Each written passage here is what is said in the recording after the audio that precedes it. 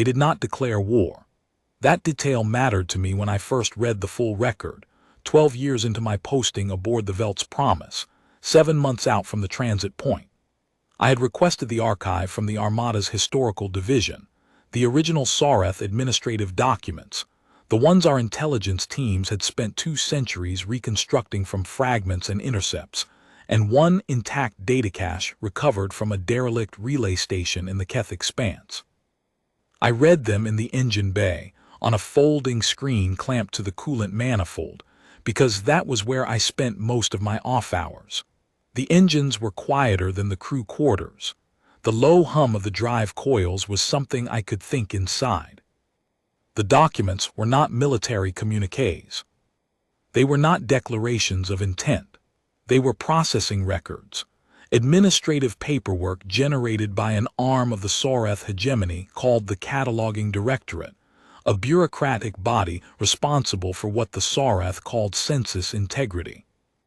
Their mandate, as near as our translators could reconstruct it, was to ensure that every inhabited or potentially habitable world in the hegemony's operational sphere was properly enumerated, categorized, and either integrated into the census or cleared from it. Clearing, in their taxonomy, meant removing whatever biological presence complicated the administrative record. Earth was item 712 in the Directorate's third-quarter processing log, cycle 4401, by the Sareth internal calendar, which corresponds, our historians calculated this with some precision, to approximately 3,040 years ago by Earth's reckoning. The entry ran to 11 lines. It noted Earth's location in a star system they designated by a coordinate string rather than a name. It noted that the world hosted a pre-contact biological civilization, unregistered, with no census classification. It noted that the civilization appeared to be in a stage of early technological development. The entry used a Sareth term our translators rendered as precoherent, meaning a species that had not yet demonstrated the kind of unified planetary administration the hegemony considered a threshold for formal recognition. Below that threshold, a species did not exist in the hegemony's census. It was merely an ecological feature. The authorization for clearance was granted by a mid-tier directorate official, not a fleet admiral, not a war minister, a paper handler 3 levels below what the Sareth considered senior management. The clearance authorization was 1 sentence. It referenced the appropriate procedural code. It was stamped and filed. The sterilization of Earth took 11 days. I have read a great deal about those 11 days. There are accounts, fragments mostly, pieced together from the survivors who were off-world when it happened, or who managed to reach sealed shelters before the atmospheric processing reached them, or who were on orbital installations not targeted in the first passes. The Sareth approach was not bombing in any conventional sense. They did not use munitions designed to destroy infrastructure or kill armies. They used atmospheric processors, enormous drifting platforms that dispersed a compound into the upper atmosphere, a compound designed to react with ambient oxygen and generate a cascade effect that made the lower atmosphere lethally hostile to carbon-based biology within approximately 36 hours of dispersal. The effect was not instantaneous. That is one of the things I found hardest to read about in those first years of going through the record. The compound worked over the course of roughly a day and a half. People had 36 hours of knowing what was happening before it finished. 6,212,000,000 people were on Earth when the Sareth platforms arrived. The figure comes from the census records human civilization maintained at the time, passenger manifests, population registers, habitat tallies. 6,212,000,000. The Directorate's processing log noted the figure as a footnote, relevant only to confirm the clearance had been thorough. Their internal audit, conducted 8 months later, confirmed complete atmospheric neutralization and certified the world as cleared. Earth's entry in the administrative record was marked resolved. 11 lines in and out, 11 days to execute. There were survivors, not many in the immediate accounting, perhaps 60 to 80,000 people in sealed environments that the compound could not penetrate, or on orbital stations, or on the handful of early long-range vessels that were far enough out that they had time to run when the platform signatures appeared on their sensors. Those 60,000 survivors were, for roughly the first decade after the clearance, not an army. They were not a resistance. They were refugees, and they were scattered across a volume of space that no human civilization had ever tried to organize, moving between systems that had no human infrastructure, living off whatever they could find or barter or take, trying not to die. I know this part of the story from a different kind of record, not administrative documents, personal logs, letters, testimonies recorded by the early archivists who understood, even in those first desperate years, that someone had to write it all down. My own ancestral line traces back to a woman named Sol, who was 23 years old and 17 light years from Earth when the platforms arrived, aboard a survey vessel that was mapping mineral deposits in an uninhabited system. She wrote in her log, the day the emergency transmission reached them, that she sat in the survey bay for 4 hours without moving. She did not describe what she felt. She simply noted what she did. She sat, and she looked at the instrument panel, and after 4 hours she got up and went to help the ship's engineer recalibrate the drive for a longer transit. There was nothing to go back to. They needed to go forward. That was the beginning of the rest of it. I read Sol's log entry many times over the years. I think about the way she described sitting without moving for 4 hours. I think I understand what that was. It was not shock, exactly. It was the mind arriving at a fact and needing time to build the structures required to hold it. A fact that large, that absolute, does not fit into a person all at once. You have to expand to contain it. And when you have expanded enough to contain it, you are not the same shape you were before. What you do next comes from the new shape. What 60,000 survivors did next, and what their children did, and their children's children, across 30 centuries, is the only reason I am alive to write this. The first generation of survivors did not talk about revenge. That word comes later in the record. What the first generation talked about was survival, and after survival, continuation. They needed to find systems where they could establish food production. They needed to find other survivors and bring them together. They needed to develop the means to survive in space for long durations, because they no longer had a planet.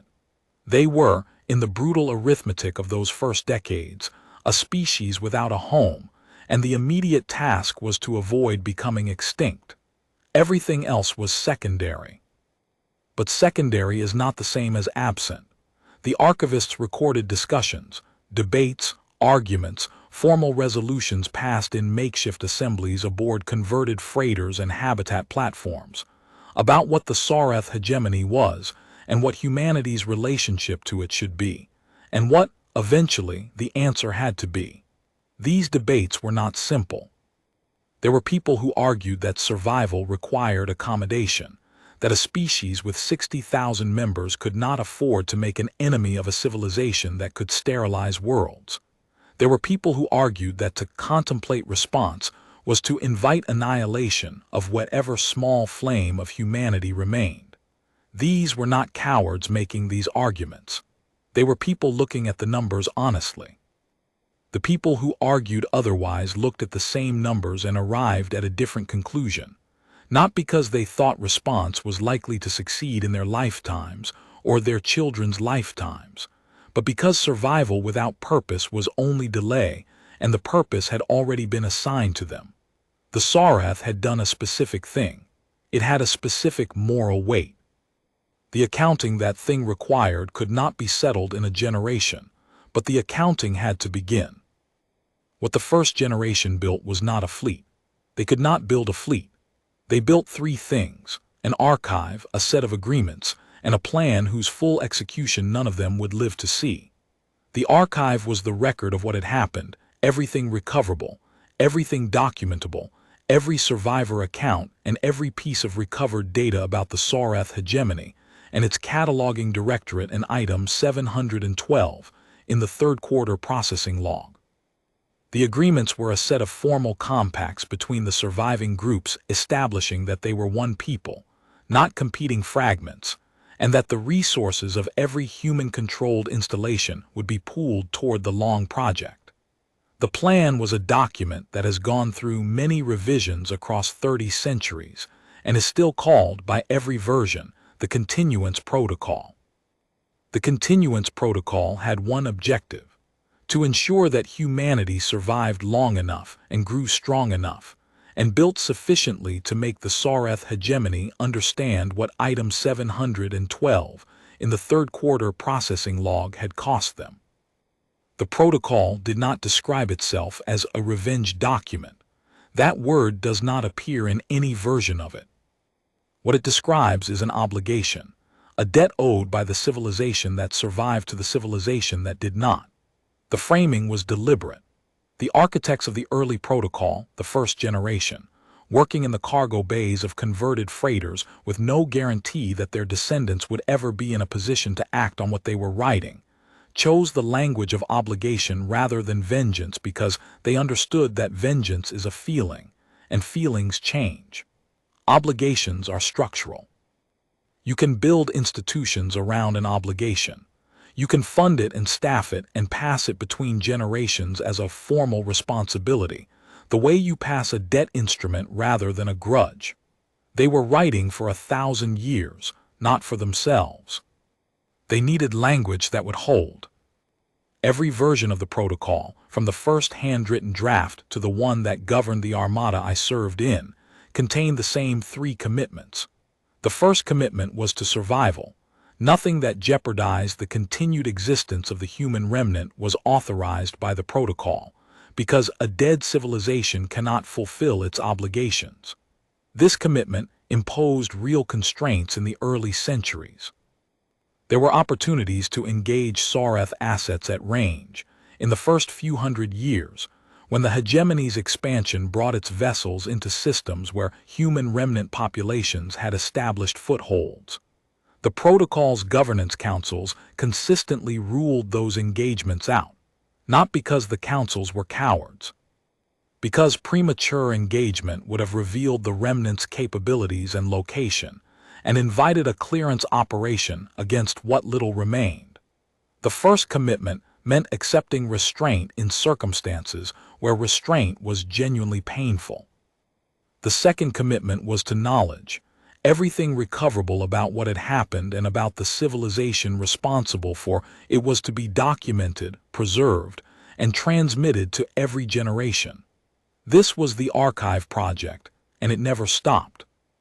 In the early centuries, it was primarily the work of the survivor accounts, the testimonies of people who had been off-world or on orbital stations, recording what they remembered about Earth, about what they knew of the clearance from whatever data had reached them in those first terrible hours.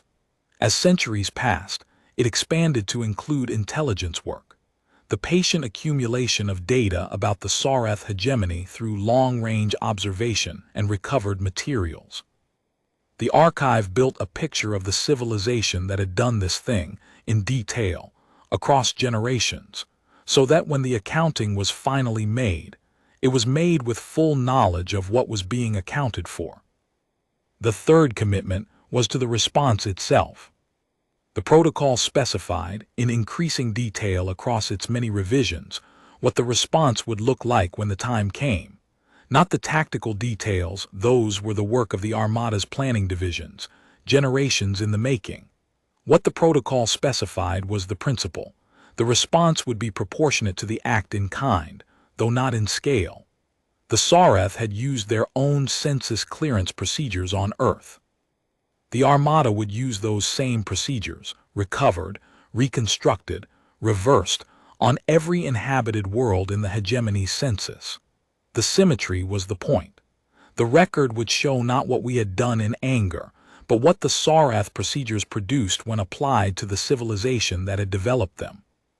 The governance councils that administered the protocol across 30 centuries were not all of one mind about these decisions. The archive records their debates. There were councils that pushed for earlier action and were overruled by the First Commitment constraints. There were councils that questioned whether the Third Commitment symmetry was appropriate, whether it made us into what we opposed. Those debates were serious, and they lasted for generations. I have read portions of them in the archive, and I will tell you that the people arguing on both sides were not fools or monsters. They were people trying to reason carefully about an obligation none of them had chosen, and all of them had inherited. That is what it means to be born into a specific history. You did not make the choices that shaped the world you were born into.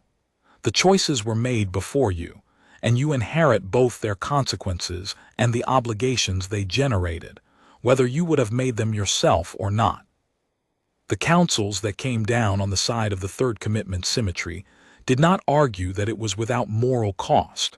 They argued that the cost of not completing the accounting was higher, measured not in lives, though it was measured in lives as well, but in the coherence of what humanity was.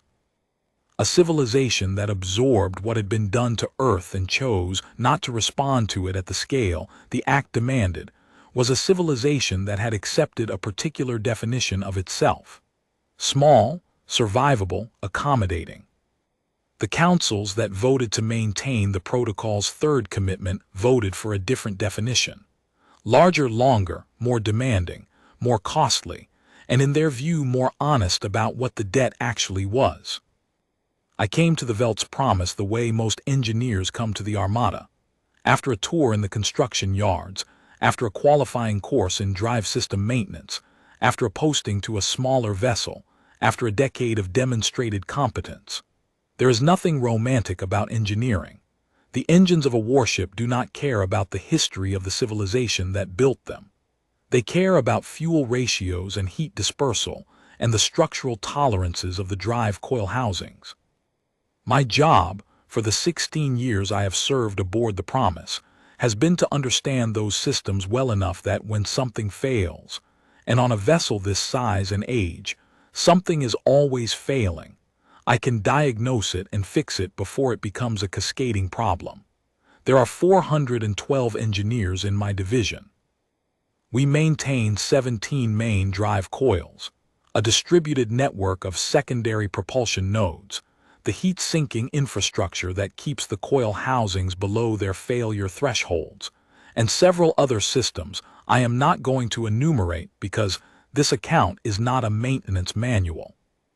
What I will tell you is that I know this ship. I know its sounds and its rhythms and its particular habits.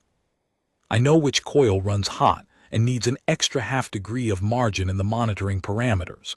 I know that the port secondary node cluster cycles differently after an extended burn than the starboard cluster does, and I know how to account for that difference in the post-transit calibration sequence. I know the Velt's promise the way you know something you have lived inside for a long time. When she is working right, you do not notice her. You only notice her when something is wrong. My job is to make sure that almost never happens. I was in the engine bay when we crossed the transit threshold. I was not on the observation deck or the bridge or any of the viewing stations. I had the main status display pulled up on the monitoring console, and I was watching the drive coil readouts because a transit of this distance puts particular stress on the coil housings, and I wanted to see the numbers myself rather than wait for automated alerts. Around me, the bay was quiet. Half my division was resting. The other half were at their monitoring stations, watching their own sets of numbers. We had been in transit for 8 months, and by the time we crossed the threshold, the transit itself had become routine. The exceptional thing had become ordinary, the way exceptional things do when they go on long enough. The drive coils settled into post-transit cycling. I watched the numbers normalize. Then I pulled up the exterior sensor feed on the secondary monitor, a small screen, not meant for grand viewing, and I looked at what the sensors were showing. I will tell you what I saw, and I will try to be accurate about it. Ahead of us, at the distance our sensors could render into a coherent image, was a star. Not our star. We lost our star 3,000 years ago, when the Sareth Directorate certified Earth's clearing as complete and filed the paperwork. This was the Sareth home star, a yellow-white point of light somewhat brighter than Earth's sun, surrounded at various orbital distances by the bodies that constituted the Sareth home system. The second planet from that star was the hegemony's world of origin. We had a great deal of data on it. 3,000 years of intelligence work, accumulated in fragments and intercepts, and careful observation from vessels that approached the system at long range, and recorded what they could without triggering the hegemony's detection protocols. A world with a population estimated at somewhere between 18 and 22 billion. A world that served as the administrative heart of a civilization spanning roughly 230 cataloged systems.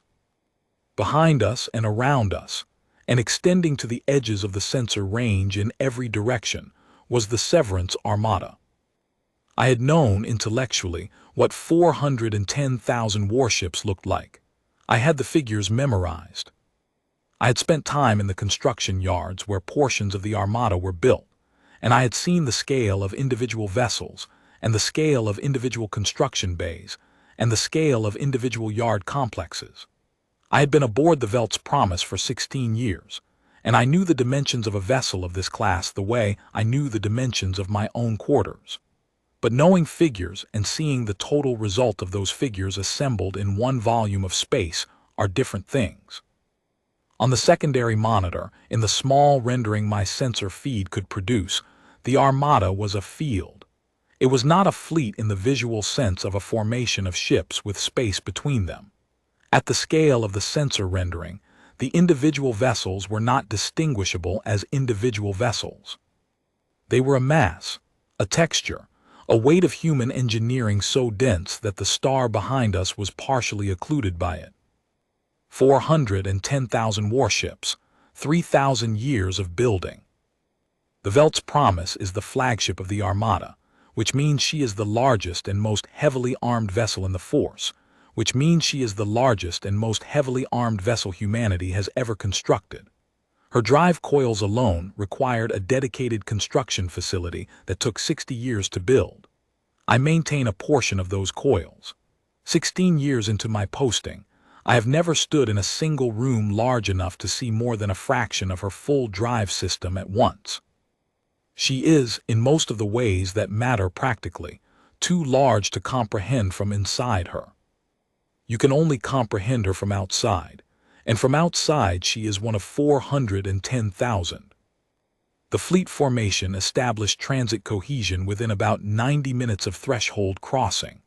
I watched the coil numbers through the full normalization cycle, confirmed everything was within tolerance, logged the post-transit report, and then, because my division's monitoring shift had another 4 hours remaining, I stayed at the console and watched the secondary monitor.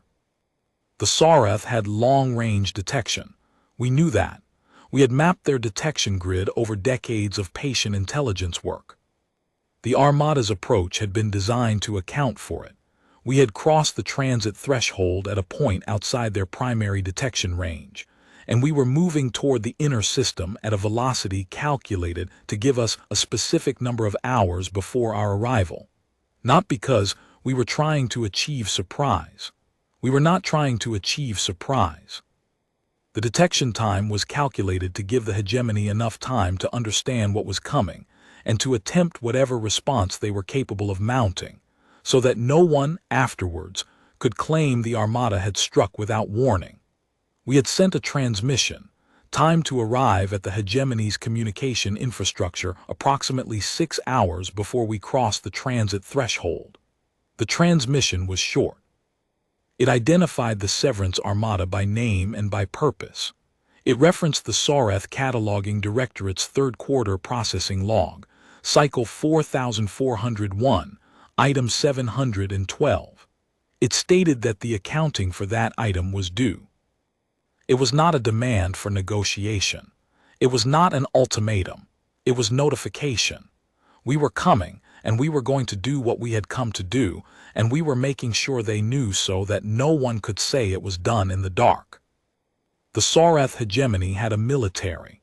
30 centuries of intelligence work had given us a reasonable picture of its size and composition and doctrine. Their military was, by their own accounting in the documents we had recovered, substantial. They had more warships than any other civilization in their operational sphere, and they had used that military to enforce census compliance on a number of occasions, to suppress inhabited worlds that resisted integration, to neutralize what they classified as administrative threats, to project hegemony authority at range. Their military doctrine was built around overwhelming force applied at the point of resistance. They were experienced at the kind of conflict where they arrived with decisive capability, and their opponent could not match it. They had never, in their recorded history, encountered a force that outmassed their entire military by a factor of somewhere between 8 and 12, depending on how you accounted for the hegemony's distributed defensive assets. The Armada's tactical division had run the comparison many times, in many configurations, accounting for the best-case deployment scenarios the hegemony could reasonably achieve. In no scenario did the comparison produce a result that could be called a contest. This was not an accident. The Armada had not been built to a threshold of adequacy. It had been built to a threshold of certainty. The continuance protocol, in every version across 30 centuries, had been explicit about this. The response had to be of a scale that made the outcome of the engagement a settled matter before the engagement began, not because we feared a fair fight, because a fair fight was not the appropriate response to what had been done. The Sareth had not given 6,212,000,000 people a fair fight. They had sent platforms and paperwork. The appropriate response was not a fair fight. The appropriate response was the one the math required. The hegemony's military deployed. I watched, on the sensor feeds, as their vessels moved from their positions in the home system's orbital infrastructure and began forming defensive arrangements. It took them approximately 4 hours from the time our signatures became unambiguous on their detection grid to achieve something like a coherent formation. I had been told, in the briefings the crew attended before departure, that the hegemony's military was well organized and professionally maintained. Watching the deployment on the sensor feeds, I believed it. They moved efficiently. They established their formation quickly, given what they were dealing with. They positioned their heavier vessels at the approaches to the inner system, and they kept their lighter units mobile in a screening formation that indicated tactical sophistication. It was not enough. It was never going to be enough. But they deployed and they held their formation, and when the Armada's advanced elements came into their weapon range, they opened fire. I want to be precise about this. They fought. The hegemony's military, facing 410,000 warships, deployed and held formation and fought. I have no contempt for that. A professional force does what it is trained to do. They did what they were trained to do. The engagement lasted slightly over 3 hours. I did not see most of it on the secondary monitor. The sensor feed from my console was oriented toward the drive systems, not the forward sensors, and what I could see was secondary data rather than direct imaging. I could see fleet status indicators, and I could see the readouts that told me how the Velt's Promise's own systems were performing as she moved through the engagement space, and I could see the position of the flagship relative to the Armada's formation through the tactical overlay. I tracked the engagement through these numbers the way I track everything, looking for what the numbers told me about what was happening, reading the shape of events through data rather than through images. The shape of the events was this. The hegemony's defensive formation was engaged by the Armada's outer wings simultaneously at multiple points.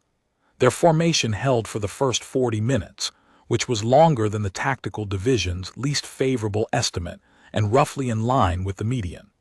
Then the formation's coherence began to degrade as losses accumulated faster than their command structure could compensate for. After the formation lost coherence, the engagement became a set of isolated engagements, pockets of hegemony vessels fighting independently, without coordinated tactical direction, against forces that remained coordinated. That phase lasted approximately 2 hours. After that, there were no more hegemony military assets in operational condition in the home system. The Armada moved into inner system positioning. The Sareth homeworld's own defense infrastructure was substantial. They had orbital platforms, surface-based long-range weapons, hardened command facilities. The Armada's targeting division had mapped all of it over decades and had assigned it to strike packages that were ready before we crossed the transit threshold. The planetary defense engagement took just under 6 hours. When it was complete, the orbital space above the Sareth homeworld was clear of active defensive assets. Then the systematic phase began. This is the part I have thought about the most in the months since. Not the battle was numbers, and the numbers had been settled before we arrived. What I have thought about is the systematic phase. The Armada's orders for the Sareth homeworld followed the same procedural logic as every other operational order in the continuance protocol. They were specific, documented, authorized by the formal command structure of the Armada, and they described precisely what was to be done. No more and no less. The orders called for complete atmospheric processing of the homeworld, using a method derived. And I want you to understand that this derivation was deliberate and documented, and the documentation is part of the Armada's official record, from the Sareth Cataloging Directorate's own clearance procedures. We had over 3,000 years of intelligence work, recovered enough technical data about the compound the Sareth used on Earth to reconstruct it. Our scientists had spent several centuries doing precisely that. The Armada carried the processed compound in sufficient quantity to address not only the homeworld but every colony world in the hegemony census. Every colony world. I want to be clear about what that means. The Sareth hegemony census listed 230 systems as either administered territories or registered colonial installations. Not all of those systems had inhabited worlds. But of the systems in the census, 47 had populations that the hegemony's own records categorized as significant, worlds with populations ranging from hundreds of millions to several billion, worlds that were part of the hegemony's administrative fabric, worlds that had participated in the civilization that ran the cataloging directorate and stamped the authorization for item 712. The Armada's operational plan addressed all 47. The systematic phase of the homeworld took 9 days. I was in the engine bay for most of it. The drives were at holding station, which creates its own set of maintenance demands, different from transit stress but persistent and requiring attention. I had work to do. I did my work. I ate my meals in the bay when the shifts ran long. I slept in my quarters and came back to the bay and did more work. Outside the hull, above the planet whose name I will not record here because I do not believe it deserves to be preserved, the atmospheric processors drifted at their designated altitudes and did what they were designed to do. On the 8th day of the systematic phase, I went up to the crew observation gallery for about 20 minutes. I had not been there since we crossed the transit threshold. I do not spend a great deal of time in observation galleries in general. There is not much to see from inside a transit, and looking at the outside of the engine bay is not particularly interesting. But one of the other engineers in my division, a woman named Prail who had been with the Promise for 2 years longer than I had, mentioned that she had gone up the previous day and that I should go before the phase concluded. She did not tell me what she had seen or what she thought about it. She just said I should go. The observation gallery is a long, curved corridor with transparent sections in the outer hull, running along a portion of the ship's upper surface. On a vessel this size, the gallery is not a grand architectural feature. It is utilitarian, a structural accommodation, a series of panels that allow the crew to see the exterior environment when there is something worth seeing. The transparent sections are reinforced to the same structural rating as the hull panels on either side of them, and they give a view that is roughly 90 degrees of arc in the direction the gallery faces. I went at the end of my monitoring shift, when the bay was being handed off to the next team. I walked up alone. I stood at one of the transparent sections and I looked at the planet below. I did not know what I expected to feel. I had been thinking about this moment for 16 years, since I first read the administrative record in the engine bay with the folding screen clamped to the coolant manifold. I had been thinking about this moment in a more general sense for most of my life, the way everyone in the Armada thinks about it, not obsessively, but as a fact of existence, the way the horizon is a fact of existence. This was what we were building toward. This was what the continuance protocol pointed at. Everyone who served aboard any vessel in the Armada knew that this moment would come eventually, if not in their posting. That I was here to see it was a matter of timing and circumstance. I was not special for being here. 410,000 warships meant a great many people were here.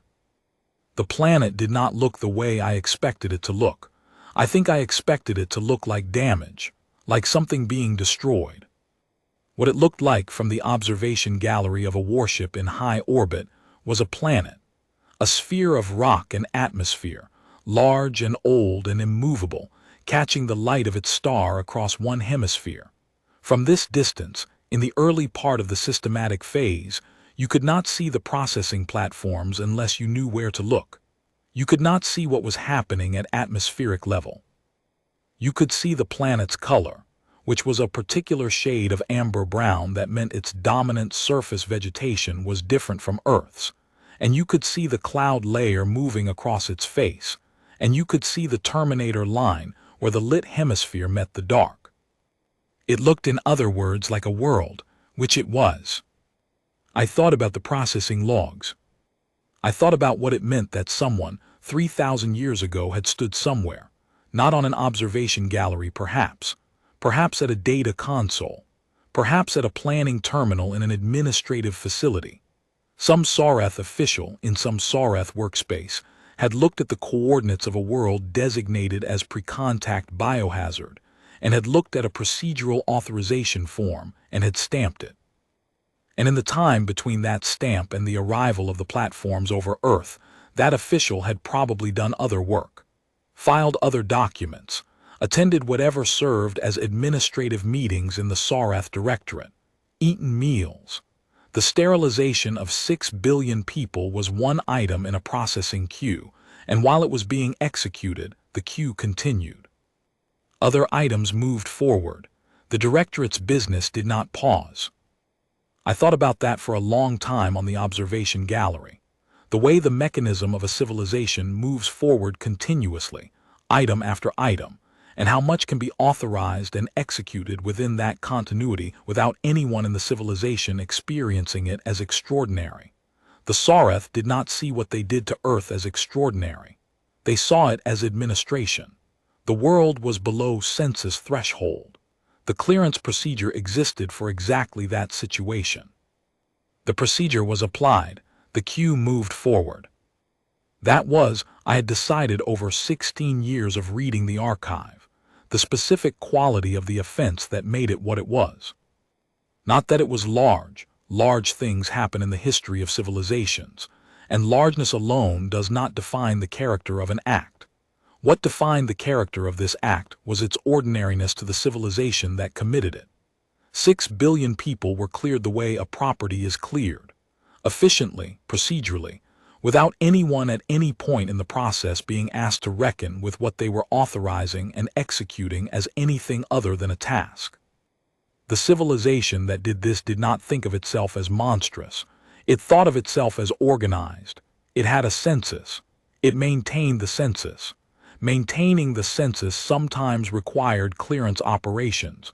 This was one of them. That civilization no longer existed. Below the observation gallery, the processing platforms were doing to the Sareth homeworld what the Sareth Directorate had done to Earth. The symmetry was complete. The ordinariness that made the original act what it was had been met with a response calibrated to the same scale, carried out with the same procedural thoroughness, documented in the same detail. The Armada's record of this operation was as meticulous as the Sareth Directorate's record of Item 712. Every authorization documented, every phase logged, every survey confirmed. The accounting was not done in shadow. It was done in the full light of the record so that whoever came after, human or not, could read what had happened and know why. I stood at the transparent panel for about 20 minutes total. I thought about Cell Soul sitting in the survey bay for 4 hours without moving. I thought about the 11 lines in the Sareth administrative record.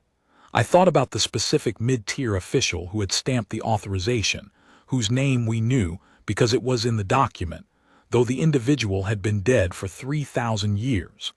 I thought about 36 hours. I thought about 6,212,000,000. Then I went back to the engine bay and finished the shift handoff and filed the day's maintenance log. The systematic phase concluded on schedule. The Armada moved to the first of the colony world coordinates. The colony engagements followed the same procedural pattern as the homeworld engagement, modified for the defensive capabilities of each system. Some of the colony worlds had substantial military infrastructure. Some had little. The Armada's strike packages had been built for each system individually, drawing on decades of intelligence work that had mapped each colony's military assets and defensive installations. No two engagements were identical in their operational details. All of them ended the same way. I was in the engine bay for all of them. The drives ran through a transit cycle each time we moved between systems, and each transit cycle required the same post-transit monitoring and calibration. The work did not change between systems. The numbers were the same numbers, the tolerances were the same tolerances. You maintain the engine of a warship the same way whether the warship is between systems or in a system taking apart the civilization that cleared your homeworld 3,000 years ago. The engine does not care. The numbers are the numbers. What I can tell you about the colony phase is what I know from the status feeds and the briefings and the post-engagement reports that circulated to division chiefs. I can tell you that the Armada completed the full list of 47 inhabited colony worlds over a period of slightly over 4 months. I can tell you that we lost 11 warships across the campaign, 11 out of 410,000. A figure that represents the difference between planned losses and actual losses being approximately 3 vessels fewer than the tactical division's median estimate. I can tell you that in the Armada's official record, each engagement is documented with the same procedural thoroughness that the Sareth Directorate applied to its clearance operations. The symmetry is documented. It is in the record. Whoever comes after us and reads the record will be able to see it. I can tell you what the final engagement felt like from the engine bay. The last colony world in the operational plan was a world in a distant system, an outer administrative territory that the hegemony had settled relatively late in its expansion, with a population the hegemony's census listed at slightly over 200 million. It was not the largest engagement of the campaign. It was the last one. When the systematic phase at that world concluded, the Armada held position for 48 hours to allow the post-engagement surveys to confirm completion, and then the fleet commanders transmitted the formal conclusion report to the Armada's command record. I was told about the transmission completion by my division's duty officer, who came to the bay in person rather than sending a message through the internal system. She was a woman in her late 50s, 23 years in the Armada, 3 of those years aboard the Promise. She came to the bay and found me at the monitoring console and told me that the conclusion report had been transmitted and that the mission was complete. She said this in a flat, professional voice, because that is how you say things in the engine bay. Then she went back to her station. I looked at the monitoring console for a while. The numbers were steady. The coils were within their normal operating ranges. There was nothing requiring my attention. I thought about what mission complete meant in terms of the accounting. The Sareth hegemony, as of the conclusion of the Armada's operation, no longer existed in any administrative or practical sense. Its homeworld had been cleared. Its military had been neutralized in the first engagement. Its 47 inhabited colonial installations had been processed according to the Armada's operational plan. The hegemony's census infrastructure, the relay networks, the administrative stations, the communication arrays that connected the components of a civilization spanning 230 systems, had been systematically deactivated. There were survivors, in the same sense that there were human survivors after Earth's clearing, people who were off-world or in sealed environments or aboard vessels that were far enough out to run. The Armada had not pursued every vessel. The Armada had completed its operational plan, which addressed inhabited worlds and military infrastructure and the administrative apparatus of the civilization. Individual vessels in remote transit were not on the operational plan. Some number of Sareth individuals would survive what we had done, the way 60,000 humans survived what they had done. Whether those survivors would, in time, do what our survivors did, that was not a question I could answer. It was not a question the Armada could answer. It was a question for the future, and the future would proceed without our input. We had done what we came to do. The rest was the work of time. The accounting that the Sareth Directorate had opened with 11 lines in a processing log, cycle 4401, had been closed. I have been asked since then what I felt when I learned the mission was complete. The question is asked sincerely, and I try to answer it sincerely, but I find it difficult to find words for what I felt that are both accurate and comprehensible. I did not feel triumph. That is not quite right. There was something, when the duty officer told me the conclusion report had been transmitted, that was not nothing. Something that acknowledged the fact of it, the weight of what had been done and why it had been done and how long it had taken to do it. But triumph suggests a kind of elation, and elation was not what I felt. What I felt, more than anything, was the absence of something that had always been present. A tension in the Armada's purpose, a direction it had been pointed in for 3,000 years that had now resolved, not released, resolved. The way a structural stress resolves when the load is finally distributed correctly, not dramatically, just. The tension that was there is no longer there, and the structure stands. 6,212,000,000. I have thought about whether what we did was just. This is not a question I can answer definitively, and I am not going to pretend otherwise. The Sareth who lived on those colony worlds included people who had nothing directly to do with the cataloging directorate's decisions 3,000 years ago. They lived their lives in the civilization that those decisions helped sustain. The accountability for what was done to Earth spread across a civilization rather than sitting on identifiable individuals, and the civilization had 3,000 years of people born into it who did not choose its history any more than any person chooses the history they're born into. I know this. I have known it since I first read the administrative record. It is part of what I have been carrying. I also know that 6,212,000,000 people did not choose to be on a planet that an administrative official designated as per-contact biohazard and authorized for clearance. They were there, and the authorization was stamped, and 11 days later the accounting was what it was. The Sareth civilization's accountability for that act was not distributed to individuals. It was structural. The civilization ran the directorate. The civilization ratified the census procedures.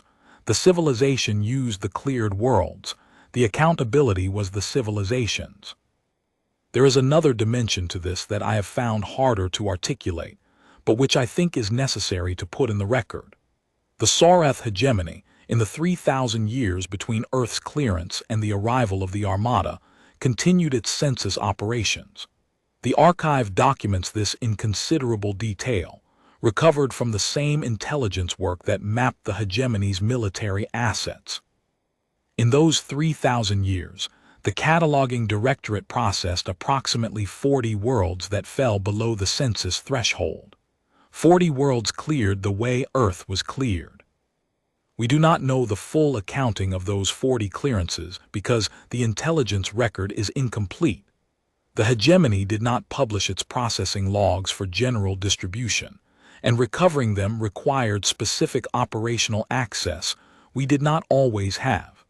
But we know of 40 worlds, and the archive suggests the actual number may have been higher. We did not go to those worlds' defense. We could not. The first commitment of the continuance protocol prohibited action that would expose the remnant and invite our own destruction before we were capable of the full response. We watched from the shadows as the mechanism we had been built to address continued to operate. We recorded what we could. We added the cleared worlds to the archive and the accounting. And we continued building. I do not expect anyone to find this an easy thing to sit with. I do not find it easy. There were people in the Armada, crew I served alongside, people I respected, who could not make their peace with it, could not square the knowledge that 40 worlds were cleared while we were still building with the conviction that what we were doing was right. Some of them served out their postings anyway, because the mission was larger than their discomfort, and they understood that. Some of them requested transfers to non-Armada assignments. The record includes their names and their requests, because the record includes everything, and their difficulty with the protocol's constraints was a legitimate thing that deserved documentation. I am not going to diminish their difficulty by telling you it resolved cleanly for me. It did not. What I came to eventually was something simpler than a resolution. The Sareth hegemony was a mechanism. It ran, it processed, it cleared. It would have continued to run and clear for as long as it existed. The question was not whether we could have stopped all 40 clearances that happened in the interval. We could not without destroying ourselves in the attempt. The question was whether we could stop the mechanism permanently. We could. It required 3,000 years and 410,000 warships, but we could. And stopping it permanently meant that the 40 worlds whose clearances we witnessed from the shadows would be the last clearances the mechanism would ever authorize. No further worlds would be items 713, 714, 715. The mechanism would not produce another item after us. That is what we did. That is the accounting in full. These two things, the individuals who didn't choose and the civilization's structural accountability, are both true simultaneously, and they pull in different directions, and I do not believe there is a resolution that leaves both of them satisfied. There is only the choice you make about which truth weighs more in the specific circumstances you are in. We made ours. We made it across 30 centuries of deliberation, informal assemblies and debated protocols, and revised plans and decisions that were revisited and confirmed in every generation. It was not a decision made in anger. It was a decision made in the cold light of what the alternative meant. The alternative was to leave the accounting open, to be the civilization that absorbed 6,212,000,000 dead as a loss to be mourned and adapted to, and rebuilt from, and eventually moved past, to let the Sareth hegemony continue to exist and expand and process, clearing worlds that fell below their census threshold, because the cost of stopping them was too high for a civilization that started from 60,000 survivors, to accept the math of our own smallness. There were people who argued for that across 30 centuries. Good people, I believe, with good arguments. The record contains their arguments because the record contains everything, and those arguments are not stupid or cowardly. They are the arguments of people who looked honestly at the cost and concluded it was too high. We concluded otherwise, not because we were certain we were right, but because we were certain we could not live, could not build a civilization with any coherent sense of what it was, while leaving that accounting open.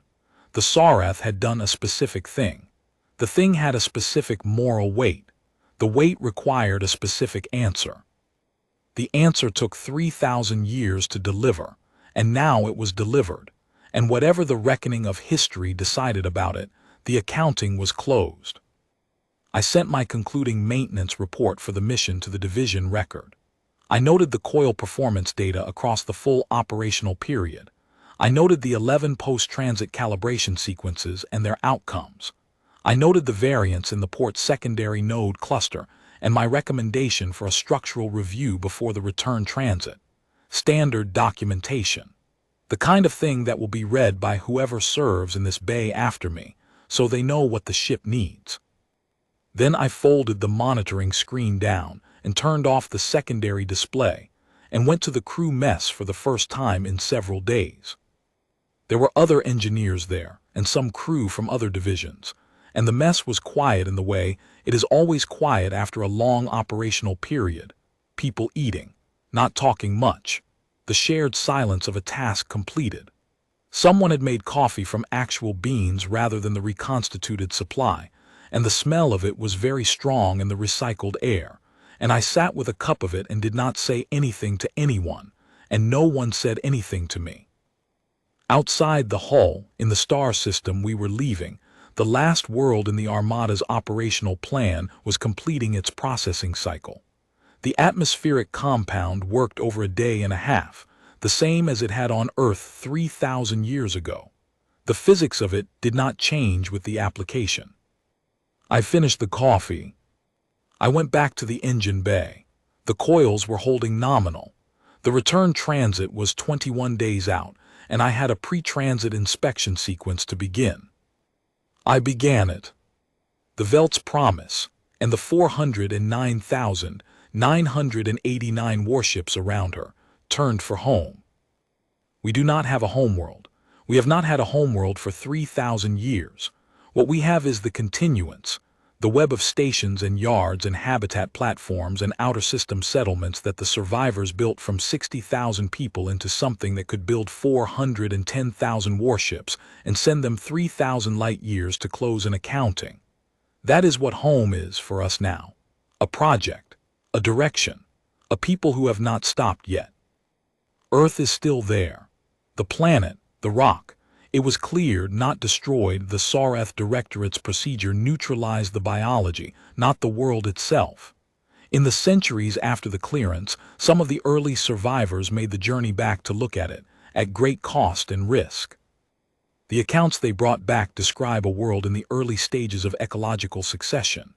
The atmospheric compound's effects had faded within decades, and the planet's underlying biology had begun to recover slowly from whatever survived in sealed environments or in the soil biome below the compound's effective penetration depth. It looks, by the most recent surveys conducted by Armada intelligence vessels in the last century, like a world working its way back, not to what it was. That is gone, but towards something. There are people who believe we should return to Earth, re-establish a human presence there, begin the long project of ecological restoration, reclaim the homeworld. The debate has been ongoing for a long time. I have no strong opinion on it. It is a debate for people who are better equipped than I am to think about what a civilization should do with its history and its grief and its future. I maintain drive coils.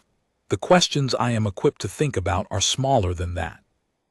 What I know is that Earth is there, in the system where Cell Soul's survey vessel was pointed away from when the transmission came through, and it is not a cleared world any longer in any administrative sense. The civilization that cleared it does not exist anymore. The record that recorded the clearance, the processing log, the authorization stamp, the audit confirmation, those documents exist in our archive, because the archive contains everything. But the bureaucracy that generated them is gone, and the civilization that ran the bureaucracy is gone, and the worlds that civilization administered are no longer administered by anyone. Item 712, resolved.